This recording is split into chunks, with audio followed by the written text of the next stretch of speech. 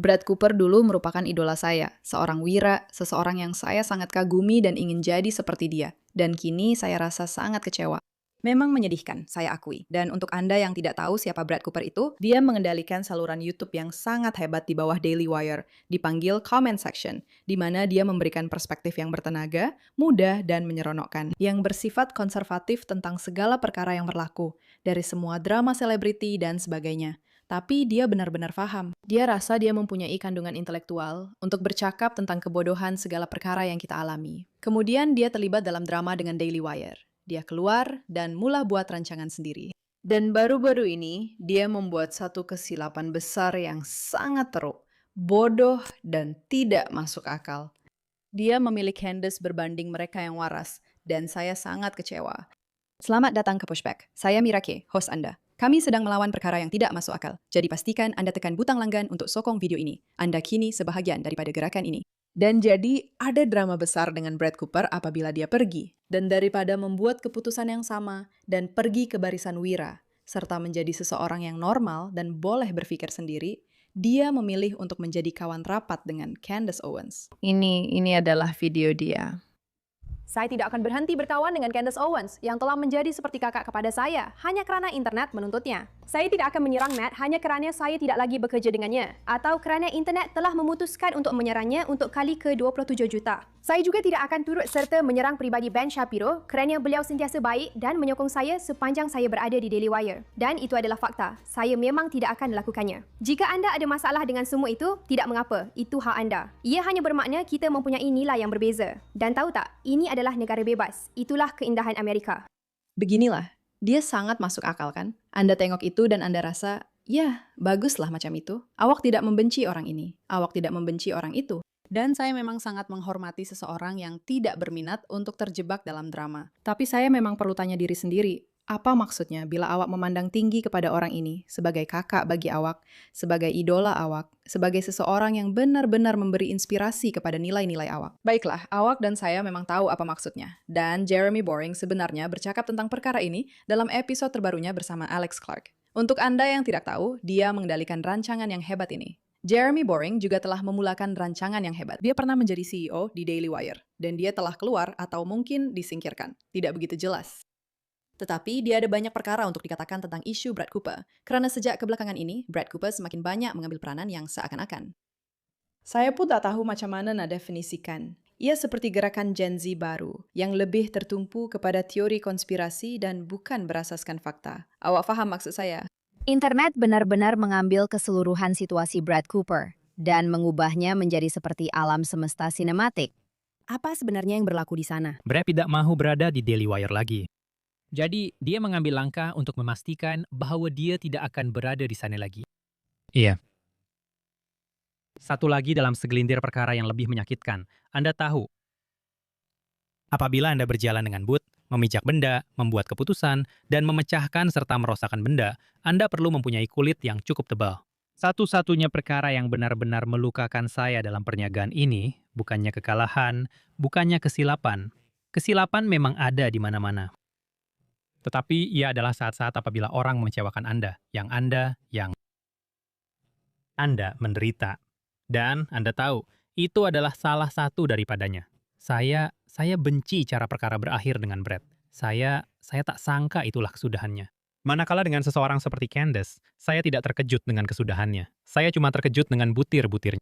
Saya tak pernah terfikir Candace akan jatuh ke dalam anti-antisemitisme yang akhirnya membuatkan dia meninggalkan Daily Wire. Saya memang tak pernah jangka perkara itu akan berlaku.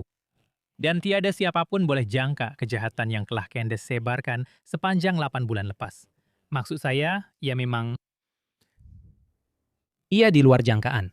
Siapa dia sekarang, dan apa yang dia telah katakan.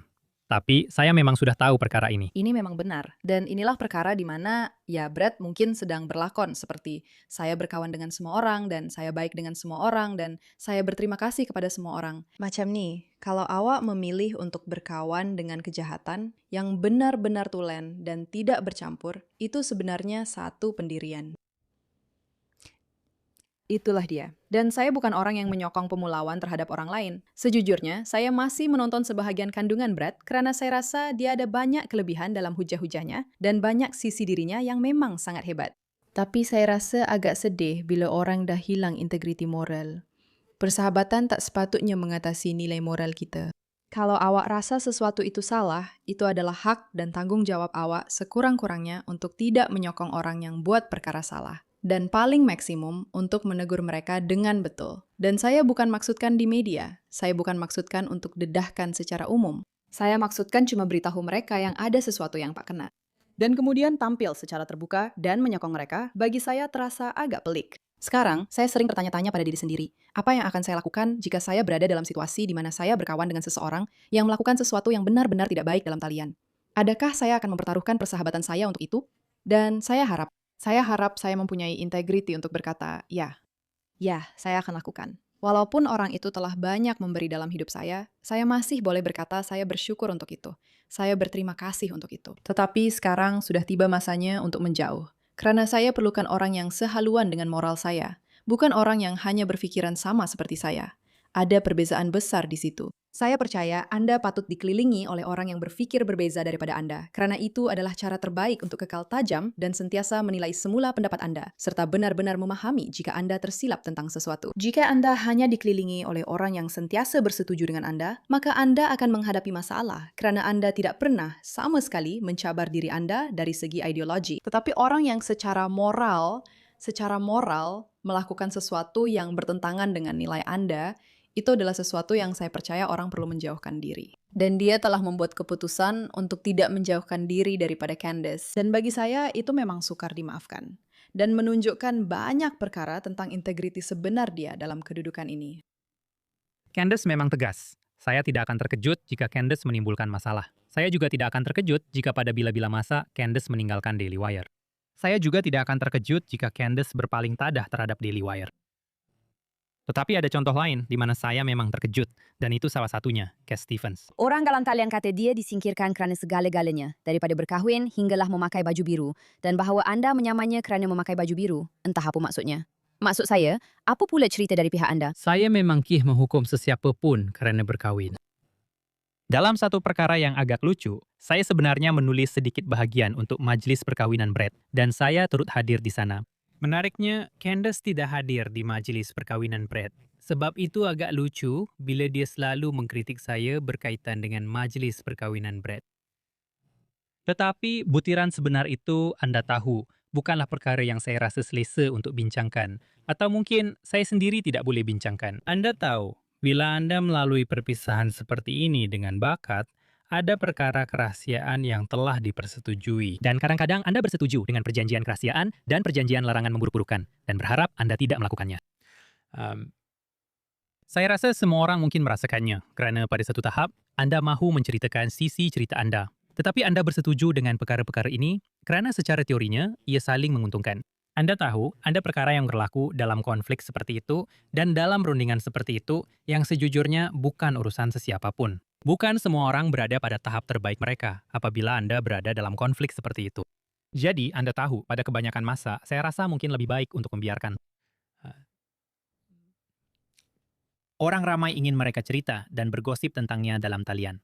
Saya faham perkara itu. Anda tahu, Perkara yang menarik di sini, dia tidak merujuk kepada cerita baju biru itu, yang saya sendiri tidak tahu apa yang dia maksudkan. Tetapi karena saya tidak tahu apa yang dia maksudkan, saya tidak terpedaya dengannya. Sekarang, saya tidak tahu sama ada Jeremy Boring, seorang yang baik, seorang yang jahat, atau apa kisah hidupnya. Saya cuma tahu bahwa, Anda tahu, dia telah meninggalkan Daily Wire, dan kini dia memulakan rancangan sendiri. Dan saya rasa rancangannya sebenarnya sangat tepat dan sangat bagus. Saya terima itu seadanya. Tetapi menarik untuk difikirkan tentang perkara ini. Sebenarnya ini adalah sesuatu yang belum cukup dibincangkan, berkaitan dengan isu seperti perubahan haluan Candace juga. Terdapat begitu banyak NDA. Terdapat begitu banyak perkara yang menyebabkan mereka ini tidak dapat berkongsi sisi cerita mereka sendiri. Dan saya tidak pernah, sama sekali tidak pernah pikir bahwa jika Anda mempunyai, Anda tahu, bakat muda yang baru dalam syarikat, dan Anda ada CEO yang sangat berpengalaman, bahwa ia adalah setara. Dan saya rasa dia sedikit memainkan peranan sebagai mangsa di sini, jika kita benar-benar jujur. Tetapi pada akhirnya, saya rasa ini kembali kepada perkara yang sama. kita adalah tokoh awam. Banyak bahagian hidup kita dijalani secara terbuka. Dan apabila Anda tiba-tiba berkata, ada bahagian yang tidak boleh diakses oleh semua orang, Ia boleh membuat orang terasa. Tetapi pada akhirnya, Anda tahu, semua ini adalah hubungan manusia sebenar, hubungan perniagaan sebenar. Terdapat sejumlah besar uang terlibat dalam hubungan-hubungan ini, seperti yang Anda tahu. Ramai orang bekerja dalam rancangan-rancangan ini. Anda tidak boleh menyiarkan semuanya secara terbuka. Adakah Anda belajar apa-apa daripada situasi itu mengenai keterikatan penonton? Jadi, begitulah. Itulah yang berlaku dengan Brad Cooper dari perspektif beliau. Adakah ini memberi kita rasa semuanya sudah muktamad seperti yang Anda mahukan? Semuanya baik-baik saja. Ya hanya internet yang menjadi kecoh. Tidak, ia rumit, ia bersepah. Dan saya rasa perkara-perkara seperti ini memang rumit dan bersepah. Dan saya rasa kita memang berhutang pada diri sendiri untuk mampu menangani nuansa dan untuk mampu berkata, oke, tidak semua perkara bersinar dan sempurna dalam dunia-dunia ini. Malah saya akan katakan itu memang sangat tidak benar. Tetapi keseluruhan isu Brad Cooper ini, seluruh kumpulan orang yang coba mengambil hati kejahatan dalam kumpulan ini, bagi saya itu sangat-sangat bermasalah. Dan saya masih tidak tahu apa yang saya akan lakukan mengenainya. Saya juga berminat untuk tahu pendapat Anda. Apa yang akan Anda lakukan jika Anda mempunyai seseorang yang benar-benar Anda anggap sebagai idola dan mereka berubah? Tetapi perubahan itu tidak sepenuhnya betul. Tetapi mereka seolah-olah berubah dan Anda tahu itu tidak betul. Adakah itu alasan untuk menolak mereka? Beritahu saya di ruangan komen dan terima kasih atas perhatian Anda mengenai perkara ini.